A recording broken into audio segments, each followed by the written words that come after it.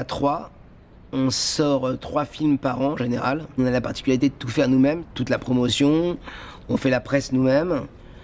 On fait la programmation nous-mêmes, c'est-à-dire de trouver les salles à Paris et en province. On travaille en totale liberté, ça fait 20 ans qu'on fait ça, c'est la 20e année. C'est pas tous les jours facile, mais disons que c'est un immense plaisir de faire ça.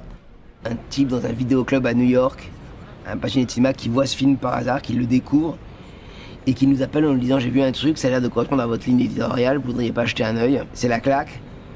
On signe le contrat, on sort le film In the Family, Patrick Wong. Alors Les Habitants, c'est notre premier film D en 95. Premier film et coup de maître, puisqu'on fait 45 000 entrées avec 3 copies, ce qui n'arrive jamais.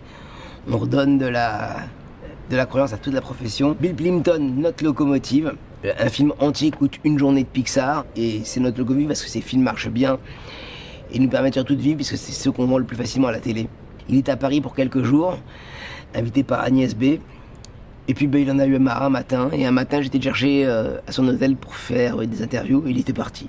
Les premières semaines, tous les soirs, on allait au MK de Beaubourg présenter la séance pour essayer de préparer les gens qui étaient là à ne pas voir un film de Madine comme d'habitude, mais un film de Madine un peu différent.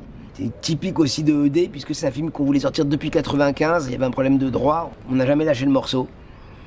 Et on avait raison, puis c'est un film d'aventure, à la fois historique, et qu'on a fait 25 000 entrées, c'est notre dernier grand succès. Nous nous étions amusés à faire une affiche avec un phallus, où il y avait marqué « Mon Dieu, il est monté comme un âne ».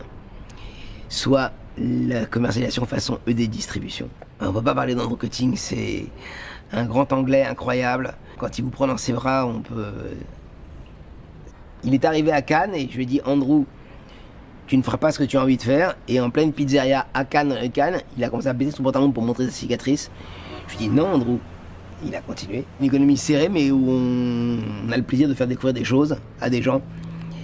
Et quand on regarde l'armoire de DVD qui est au fond du bureau, chaque matin en arrivant, je me fais « Waouh !»